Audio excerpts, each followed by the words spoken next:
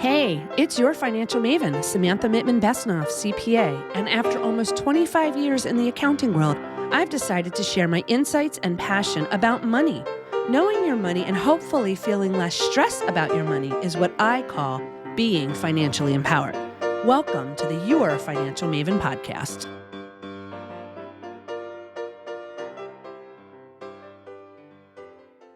Welcome to Your Financial Maven podcast. Today, I have a great guest with me to talk about an amazing nonprofit organization that is out there trying to create a world where all women are feeling financially empowered. So I'd really love to welcome my guest, Ariana Contreras. So welcome, Ariana. You are with Women's Money Matters. You are the Senior Community Engagement and Communications Manager with the organization. Your experience is in nonprofit communication and programming with a background in education, where you bring a vibrant energy to Women's Money Matters. You said in the bio that you sent me, and I quote, that being from a small, resource-limited town in rural Arizona, where opportunities for women, mothers, and people of color were scarce, that you found your passion for empowering change through Women's Money Matters. You have an international affairs degree from Northern Arizona University. You said that you also love soaking in the great outdoors of New England, which is where Women's Money Matters is actually located. So, Ariana, thank you so much for joining me today on the Your Financial Maven podcast. Yeah, glad to be here. So before I get into talking about Women's Money Matters, I'm going to ask you a question I ask all my guests. What is money? I think money represents power and ability to do anything. It's something that we have to engage with, earn, spend, save to be able to move around as we please in life, go from place to place, job to job, have any sort of future. You need money. It's just a representation of how to get by in society. Okay. Yeah, definitely. No, I love it. And I've had a gamut of people answering that question, and this is great. I love hearing that from you. So what I first want to know is, how did you get involved with the organization? And then I want to talk about Women's Money Matters. I'm from a rural, small town in Arizona, a border town in southern Arizona. Growing up, it was very different than around here just because everyone was low income pretty much. We had a few people that were like middle income, and those were like the rich people in town. So, and they were very like middle class. So I think growing up like that, and then I got a full ride scholarship to go to university in Northern Arizona.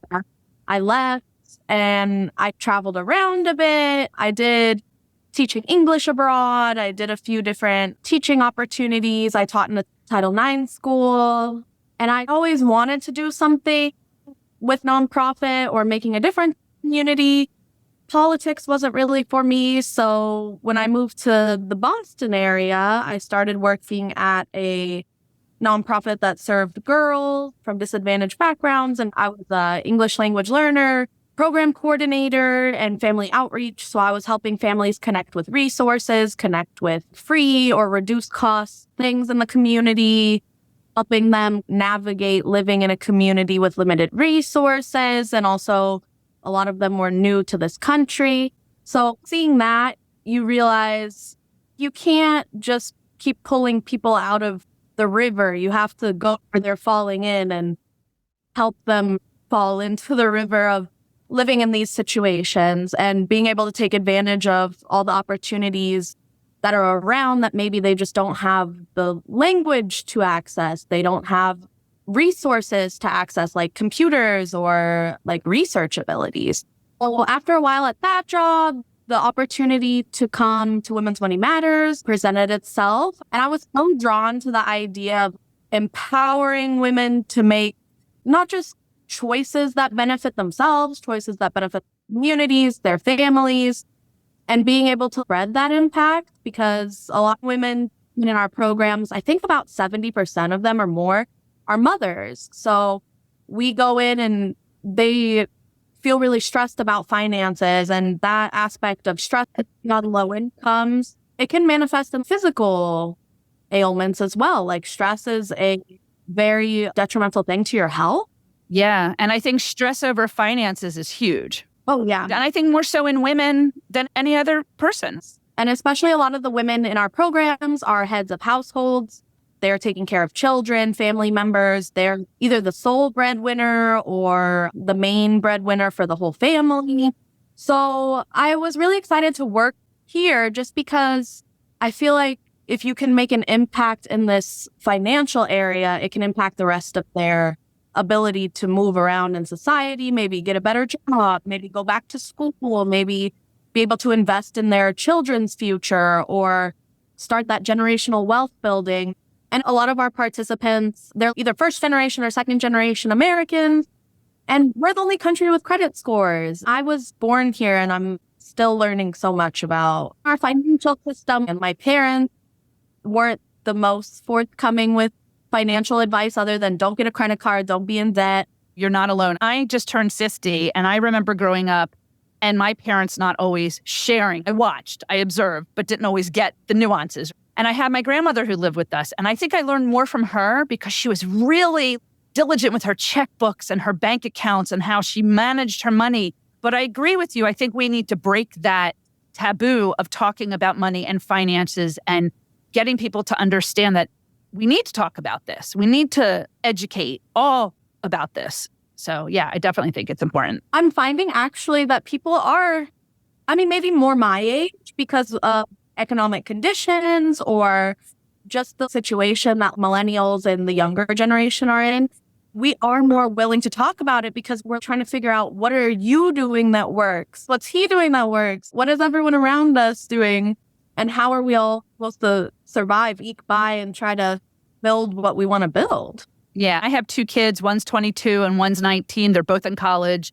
And both of my boys, even though they grew up in my house as a CPA and accountant and talking to them about money, it's still very interesting to see a lot of their friends are just now starting to have those conversations because they feel more comfortable and realize they need to talk about these things. So I really want to get into talking about Women's Money Matters. I think it's an amazing organization. You serve women over the age of 14 who are living in low incomes, many in transitional housing. Your program is open to cis and trans women, as well as non-binary people who are comfortable in a space that centers the experience of women.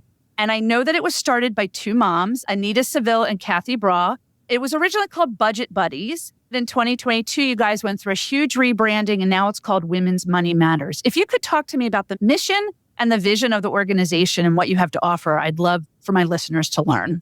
Yeah, so I definitely think that rebrand was a big key part of our journey and being able to promote our mission and vision more, just because we want to use the most empowering, impactful words, because our mission is to empower women through financial wellness and for them to improve their own situations, the situations of their family, and the situation in their community.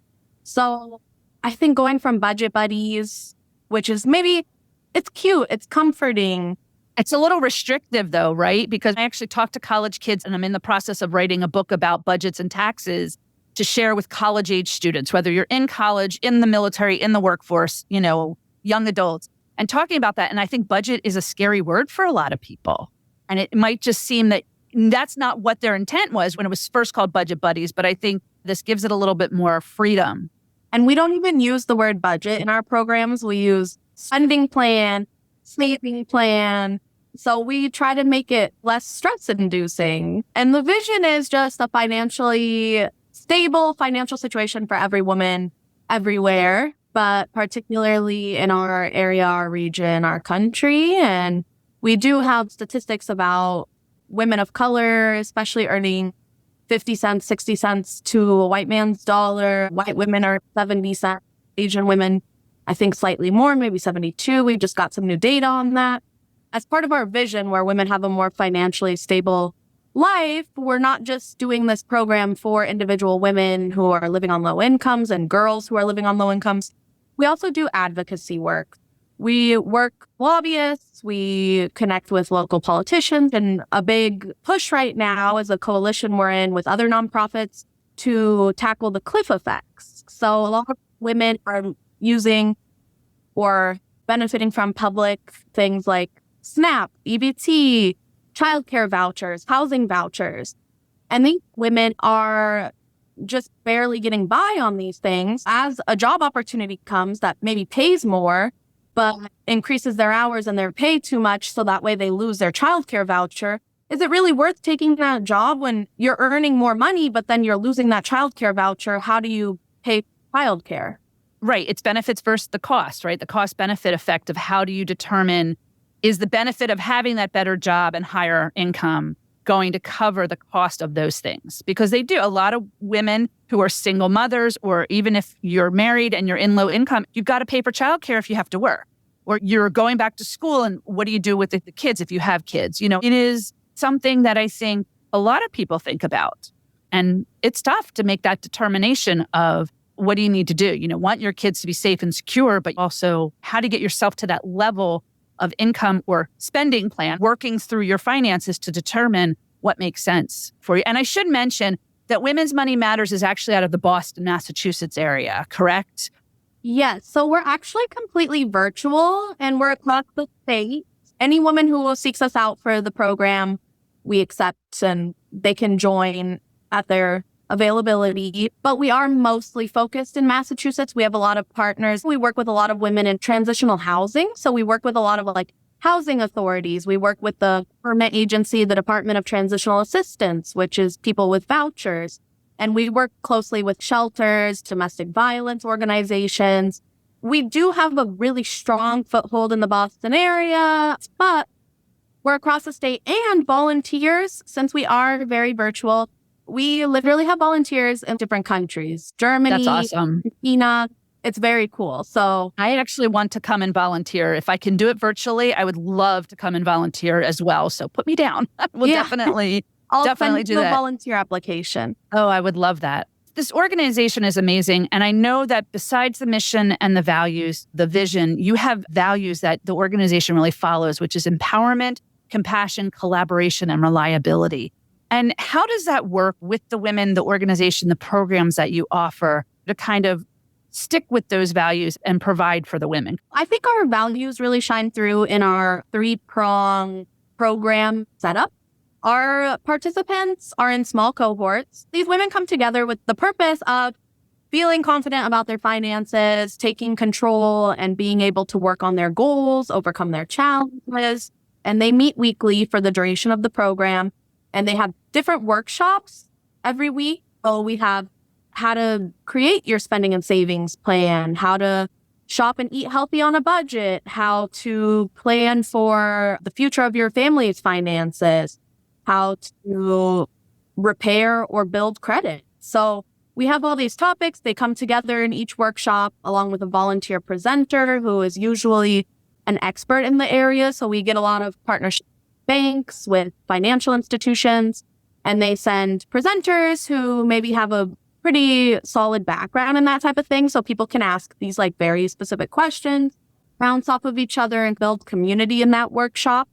But each participant is matched with a coach. We have a one-to-one model. So every participant that comes to our program gets a coach. And this coach maybe doesn't have a background in finance necessarily, but they're someone who is passionate about helping empower women. So they're there to be a person to turn to help with decision making, to help with research, to help connect them with resources that either we have or resources community. This person is kind of their accountability partner as well. So they do check-ins in between the workshops okay, so we discussed your goals last week and then we break it down into small pieces. So what challenges and what successes have you seen since then working on your goals? Or even just being a listening ear and a supportive shoulder. We've had participants say, no one's ever told me that they're proud of me before. So when my coach told me, I'm proud of you for sticking to the goal, or I see how hard you're working, having someone to recognize that is very important too, because a lot of these women are either alone in the world besides their children, or, there's a lot of different situations that these people are in. So they need someone who wants to know them as a person and wants to encourage them to do what's best for them and to understand maybe the trauma behind certain decisions or the trauma behind maybe why they're in a certain situation. And that's important. I know for me, when I talk to my clients or my small business clients, individual clients, I really try to talk to them as if we're just having a conversation, just we're friends or whatever, having a conversation. Because I think there are too many people that do talk above or judge or say that like, you should be doing this. And I think you're right, because you never know somebody's situation.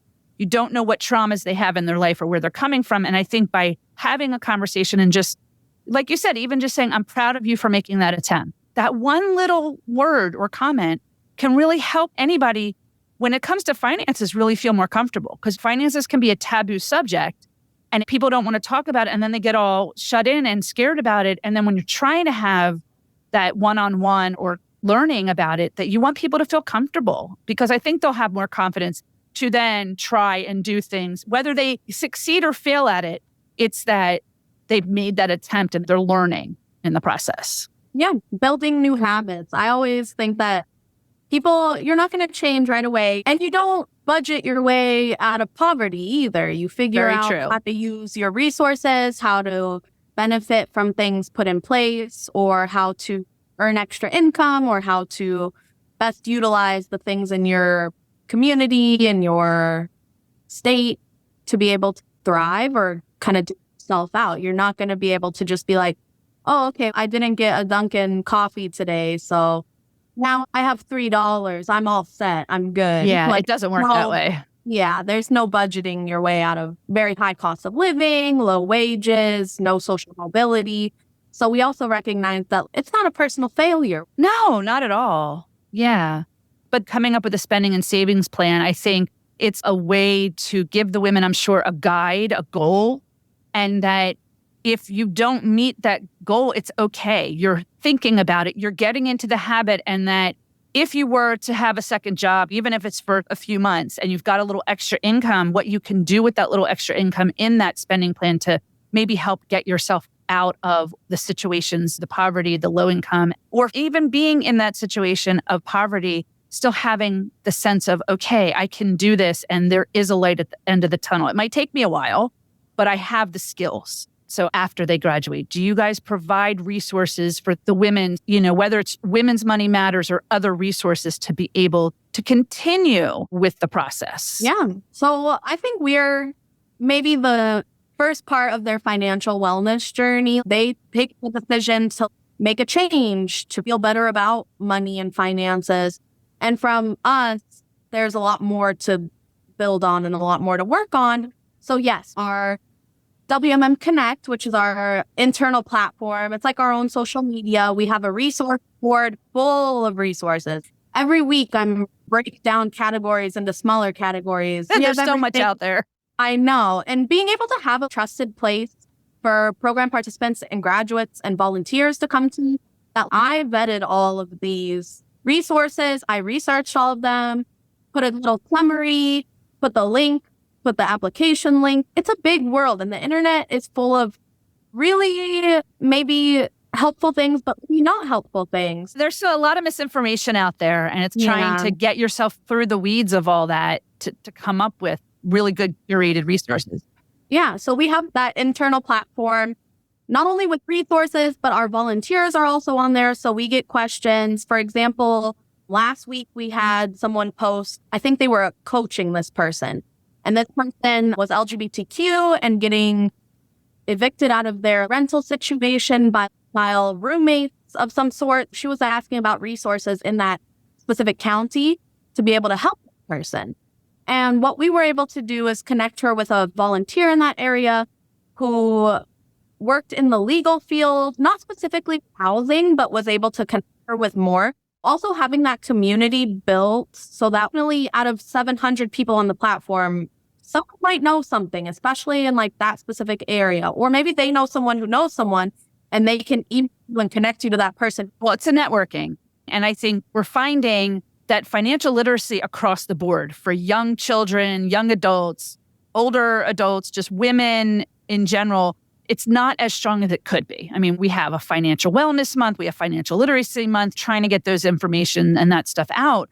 But I think having that follow through, having the resources is important. I look at the school district my kids went to, and the financial literacy is okay, but when they graduate, what happens? You go out in the workforce, you go in the military, you go to college. Where is that connection? And we just need to build that. And it sounds the Women's Money Matters really prides itself in It's not just giving the tools, but it's continuing to help with those tools and shed some more light on that. I think that's amazing.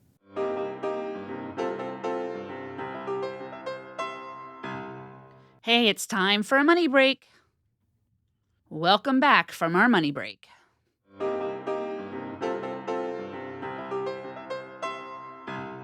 I was looking through some of your blogs and I thought it was very interesting. One of the blogs talked about student debt. And I know that that's a big topic right now, student loan debt. And the blog stated that 2/3 of all student loan debt is held by women.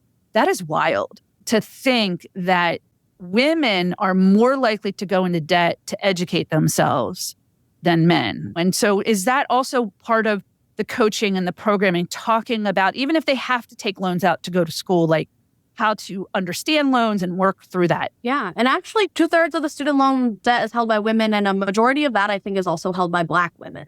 It's disproportionately affecting women of color and first-generation students. I definitely think that's an important aspect of this whole student loan crisis. So in our program, we have a workshop that explores how to plan for your future education. So 2-year school versus 4-year school, private loans, public loans, FAFSA.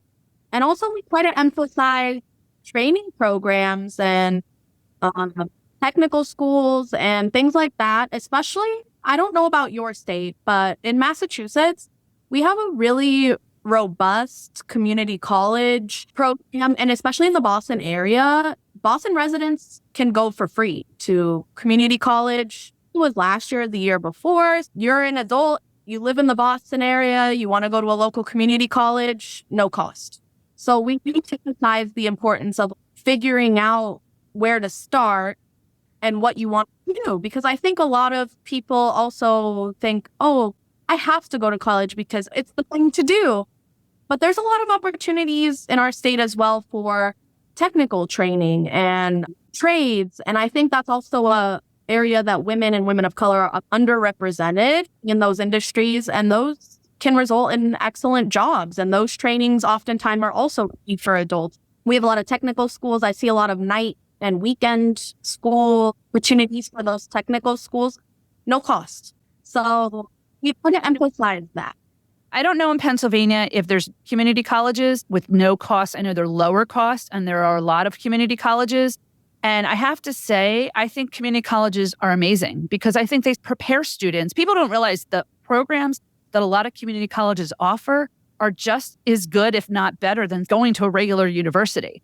And I know that certain community colleges, credits transfer, if you want to continue and go to a larger university or a private university or whatever it is. But I think community college is definitely a good way to go. I think tech schools, you're right. I know that on the local level where I live, one of the school districts, their career and technology program is amazing. They have it in-house in the high school. I've actually gone in and talked to the accounting class, and it's just amazing what these kids are learning in the high school level that I learned a little bit in high school, but not until I went off to college to be an accountant.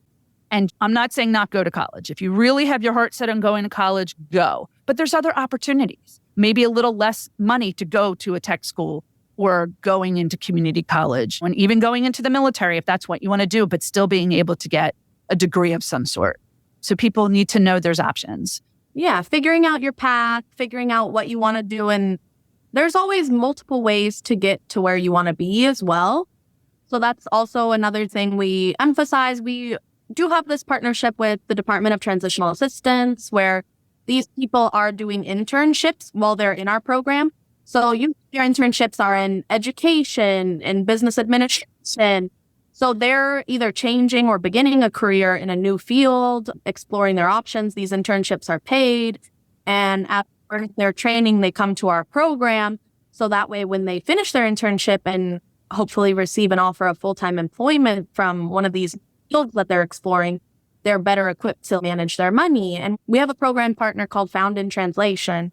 And they're a nonprofit in the Boston area where women who are bilingual come to them and receive training and certification to work as medical translators, which is usually a pretty well-paying job with benefits in the community, in the hospitals. There's a lot of really high-achieving hospitals in the area.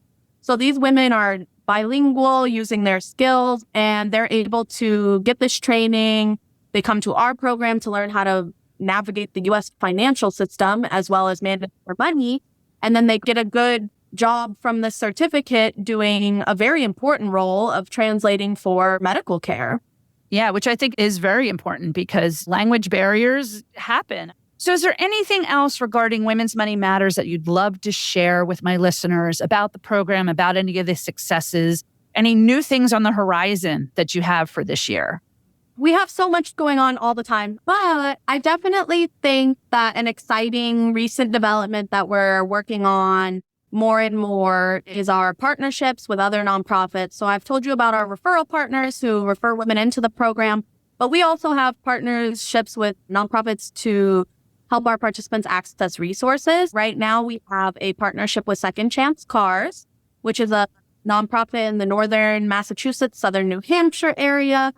And people donate their cars, and then those cars are inspected, fixed up by the local tech school. So nice. The mechanic school. Yeah. And those cars are given to our participants for a low rate. So I think it's $700. They get a loan, which also builds their credit. So if Absolutely. they're building credit, this loan counts for that. But it's about $70 a month for about a year. And then they own that car. And that car is meant to help them either maintain their employment, increase employment, be able to take a new job opportunity.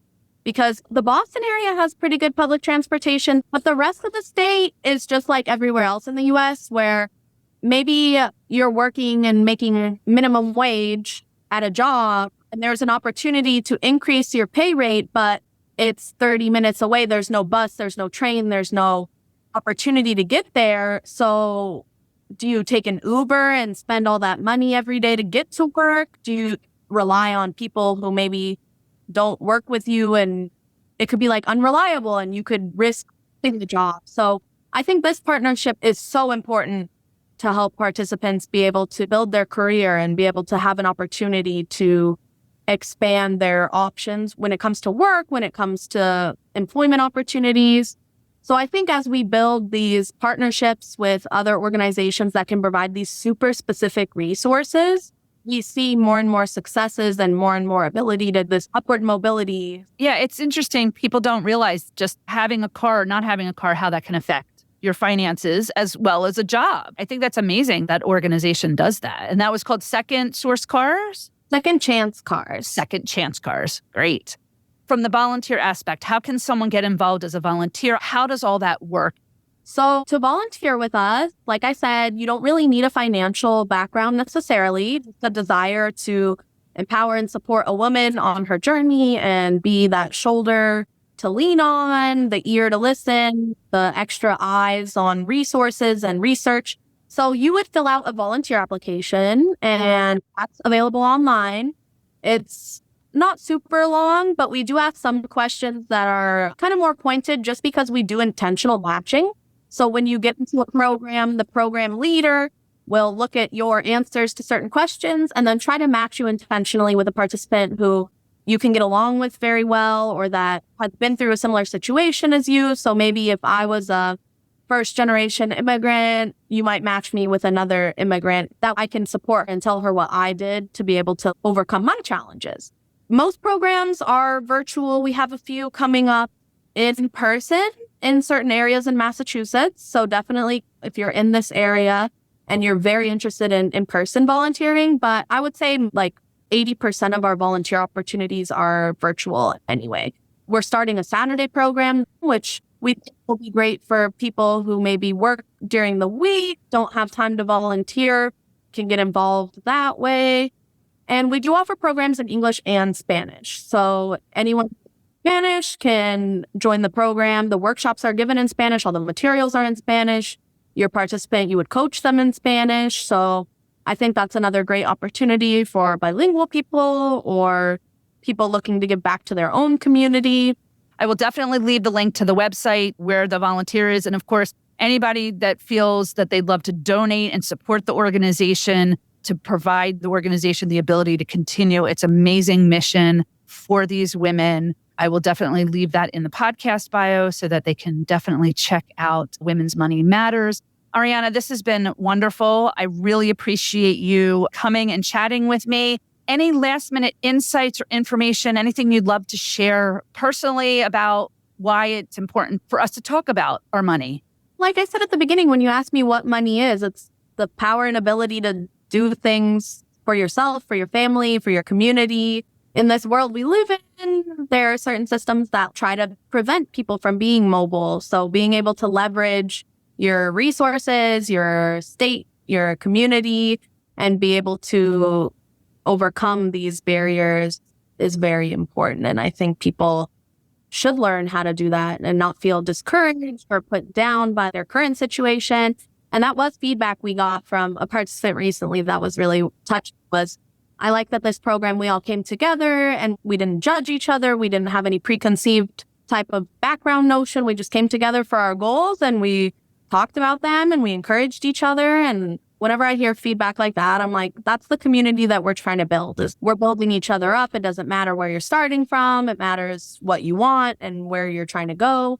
And we can overcome challenges as long as we have each other to prop each other up a little bit.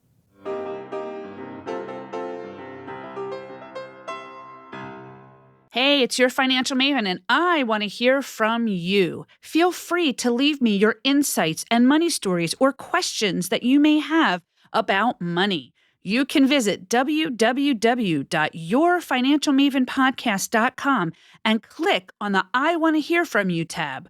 I can't wait to hear what you have to say about money. The purpose of this podcast is to provide general information on the subjects discussed. It is for educational, informational, and entertainment purposes only. You should consult your CPA, accountant, or tax professional for all of your specific financial needs or situations. Your Financial Maven is hosted and produced by Samantha M. Besnoff, CPA, and Your Financial Maven, LLC. Editing is done by Chris Zarnock of KM Zen Creative. Music is written, composed, and performed by Daniel Shore.